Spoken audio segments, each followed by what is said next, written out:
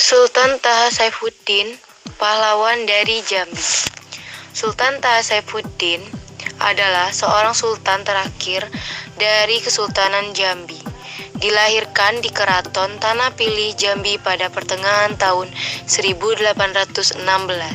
Ketika kecil, ia biasa dipanggil Raden Taha Ningrat dan bersikap sebagai seorang bangsawan yang rendah hati dan suka bergaul dengan rakyat biasa. Pada pertempuran di Sungai Aro itu, jejak Sultan Taha tidak diketahui lagi oleh rakyat umum, kecuali oleh pembantunya yang sangat dekat. Sultan Taha Saifuddin meninggal pada tanggal 26 April 1904 dan dimakamkan di Muara Tebo, Jambi. Namanya diabadikan untuk Bandar Udara Sultan Taha di Jambi. Kesultanan Jambi adalah kerajaan Islam yang berkedudukan di Provinsi Jambi sekarang. Kerajaan ini berbatasan dengan Kerajaan Indragiri dan kerajaan-kerajaan Minangkabau seperti Siguntur dan 5 kota di utara.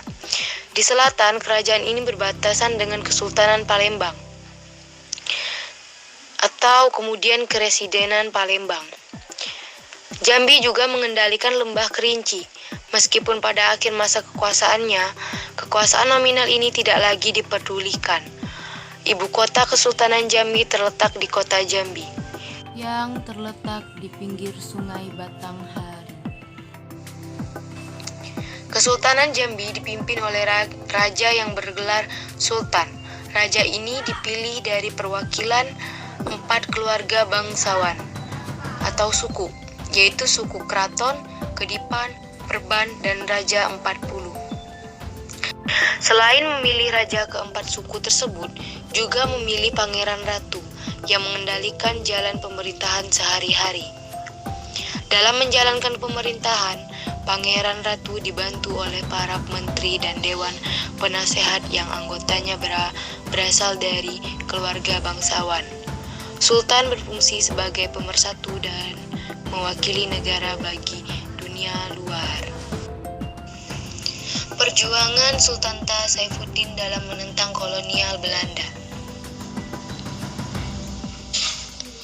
Perjuangan Sultan Taha Saifuddin pada masa perjuangan non-fisik. Raden Taha Saifuddin naik tahta pada tahun 1855 Masehi dan telah berani membatalkan isi perjanjian yang pernah ditandatangani pemerintahan sebelumnya dengan Belanda secara sepihak. Sultan membatalkan piagam Sungai Baung yang ditandatangani oleh ayahnya tanggal 14 September 1833 Masehi. Perjanjian tambahan tanggal 15 Desember 1834 Masehi dan perjanjian tanggal 21 April 1835 Masehi. Sultan bersama rakyat Jambi tidak mengakui dan tidak menaati segala perjanjian dengan Belanda. Dan Sultan bersama rakyat Jambi tidak akan pernah mengadakan perjanjian apapun dengan penjajah Belanda. Dengan pembatalan isi perjanjian itu, di satu sisi pemerintah Hindia Belanda merasa terhina, tapi di sisi lain Belanda merasa pula bahwa kontrak perjanjian tahun 1833 Masehi dan 1834 Masehi tidak cukup lagi memenuhi kebutuhan. Perjanjian yang dibatalkan oleh Sultan mengandung reaksi keras dan kemarahan pihak Belanda. Pada tahun 1857 Masehi, hubungan Jambi dengan Belanda semakin memburuk dan Sultan mulai menjalin hubungan dengan luar negeri. Salah satu negara Eropa Yaitu adalah Turki. Pada Oktober 1800 Masehi, Sultan Taha mengirim Pangeran Ratu ke Singapura untuk menjalin misi diplomatik seperti permintaan tertulis kepada Turki lewat Singapura untuk memperoleh cap yang menyatakan bahwa kerajaan Islam Jambi di bawah pimpinan Sultan Taha Saifuddin dan pihak luar tidak punya hak. Selain itu, meminta bantuan persenjataan dalam melawan kolonial Belanda, kerjasama dalam bidang pertahanan terhadap serangan yang mengganggu keamanan dan ketentraman kerajaan Islam, dan sebagai tanda adanya kerjasama dan pengakuan tersebut oleh Sultan Turki diserahkan medali kerajaan Turki. Alasan Turki menerima surat dari Sultan Taha Saifuddin dan bersedia membantu Sultan ialah ketika itu Kesultanan Turki sedang muncul sebagai kekuatan Islam di dunia.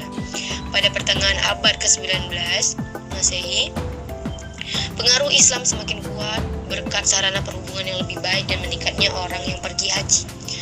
Turki saat itu tidak menjalankan kebijakan pra-Islam aktif,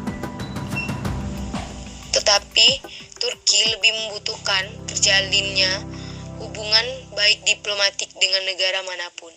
Pada bulan Juli 1800 Masehi, kolonial Belanda mengirimkan satu ekspedisi militer menuju Jambi di bawah pimpinan Mayor van Langen untuk membuat perjanjian baru kepada pihak Keraton Jambi. Pada 2 September 1858 Masehi, datang lagi utusan Belanda bermaksud bertemu Sultan Saifuddin guna menyampaikan isi perjanjian dan sekaligus menyampaikan ultimatum Gubernur Jenderal Netherlands Indi di Batavia. Tetapi tidak diperkenankan untuk bertemu Sultan. Adapun ini, piagam perjanjian disodorkan Belanda tersebut adalah: pertama, Kerajaan Jambi adalah sebagian dari jajahan Belanda di Hindia Timur dan Jambi berada di bawah kekuasaan negeri Belanda. Yang kedua, negeri Belanda hanya dipinjamkan kepada Sultan Jambi yang harus bersikap menurut dan setia serta menghormati pemerintah kolonial Belanda. Pemerintah Belanda berhak memungut cukai, pengangkutan barang masuk dan barang keluar negeri Jambi.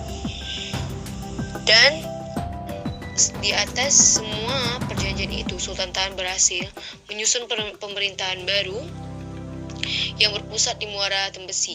Ia menanamkan semangat juang secara lebih intensif kepada rakyat tentang tujuan perjuangannya. Maka ia dengan jelas menyampaikan Seti Setia yang diikuti oleh rakyat dengan penuh semangat untuk segera melaksanakannya. Dari Seti Setia, tampaklah bahwa Sultan Taha selalu mengusahakan terbentuknya persatuan dan kesatuan seluruh rakyat Jambi di bawah satu komando untuk mengusir kolonial Belanda.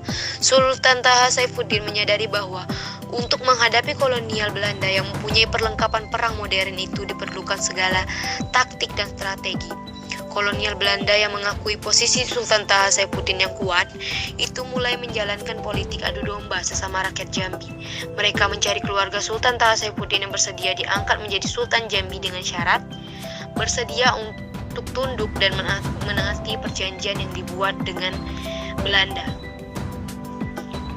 Pada tanggal 25 September 1858 Masehi, pemerintah kolonial Belanda secara resmi mengumumkan bahwa kolonial Belanda tidak mengakui lagi kedaulatan Sultan Taha Saifuddin dan menganggap Sultan telah diturunkan dari tahta kerajaan Jambi.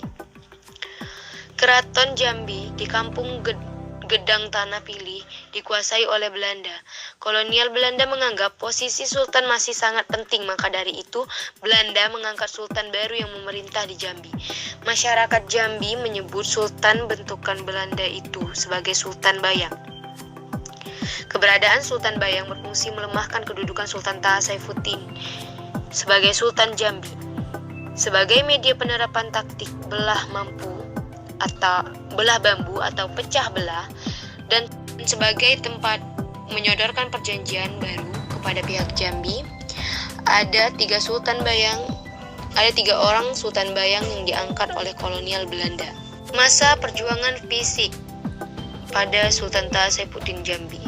Sultan Taha Saifuddin Jambi menyadari bahwa perjuangan melawan kolonial Belanda perlu persenjataan yang lengkap serta memadai. Oleh sebab itu, Sultan mengadakan hubungan dengan luar negeri, yaitu negara-negara yang bersedia menjual hasil industri perangnya yaitu Inggris dan Amerika. Di samping itu, Sultan Taha juga membuat mesin sendiri guna menghadapi kemungkinan blokade pada pihak Belanda yang lebih ketat lagi.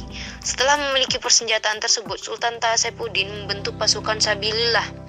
Untuk melatih pasukan tersebut, didatangkan pelatih-pelatih dari Aceh. Selanjutnya, Sultan Taha Saifuddin membagikan wilayah komando untuk melakukan pertempuran dengan kolonial Belanda. Dengan adanya pembagian wilayah komando tersebut, perlawanan dapat dikoordinasikan, sehingga pihak Belanda mengalami kesukaran dalam menghadapi Sultan Taha Saifuddin. Bersamaan dengan pembentukan pasukan komando, kegiatan penerangan untuk membangkitkan perlawanan umum terhadap Belanda juga ditingkatkan. Untuk itu, Sultan Taha Saifuddin tidak bosan-bosan yang menyampaikan ayat-ayat Al-Quran, di antaranya surat An-Nisa ayat 144 dan surat Al-Maidah ayat 51 yang mampu membangkitkan semangat jihad untuk membela tanah air dari penjajahan Belanda. Malam pada tanggal 26 April 1904 Masehi, Sultan Taha membuktikan tekad perjuangannya sampai ke titik darah penghabisan ke bumi persada Ibu Pertiwi. Seiring dengan munculnya matahari di ufuk timur tanggal 27 April 1904 Masehi, Sultan Taha Saifuddin gugur dalam kancah desingan peluru kolonial Belanda dengan pedang masih tergenggam di tangan. Sebagai seorang panglima, Sultan Taha Saifuddin memegang prinsip sampai akhir hayatnya tidak pernah mau berunding dengan pihak kolonial Belanda.